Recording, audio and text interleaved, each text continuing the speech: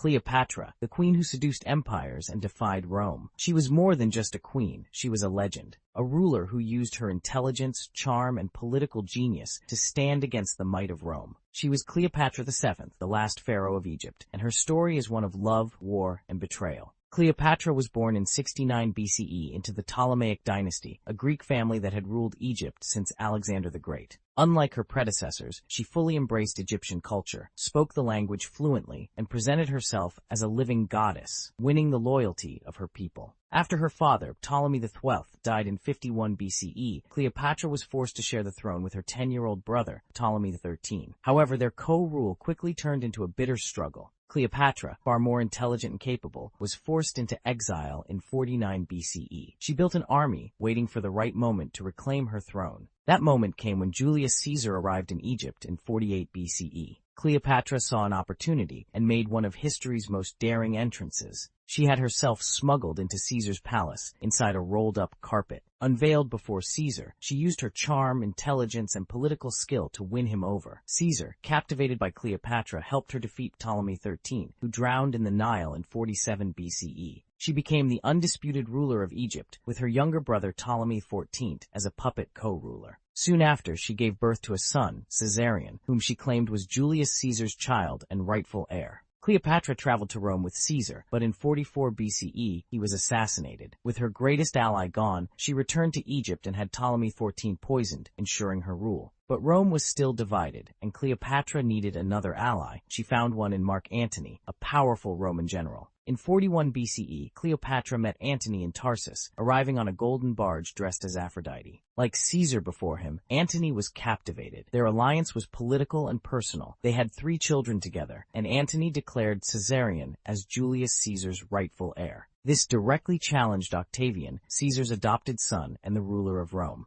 This put Cleopatra and Antony at war with Rome. In 32 BCE, Octavian declared war on them, leading to the Battle of Actium in 31 BCE. Antony and Cleopatra's forces were defeated, and they retreated to Egypt. In 30 BCE, as Octavian's army approached Alexandria, Antony, believing Cleopatra was dead, fell on his sword. He died in her arms. Cleopatra, now a prisoner of Rome, knew she would be humiliated as a war trophy. Refusing to be paraded through the streets, she ended her own life, allegedly by allowing a venomous asp to bite her. With Cleopatra's death, Egypt fell under Roman rule, marking the end of the pharaohs. Octavian, later known as Augustus, the first emperor of Rome, had Caesarion executed, eliminating the last potential threat to his power. But Cleopatra's legacy endured. She was not just a queen, she was a warrior, a strategist, and one of the most powerful women in history. She defied Rome, reshaped the world around her, and ensured her name would never be forgotten. Was Cleopatra a seductress, a political mastermind, or both? And how did one woman challenge the power of Rome itself?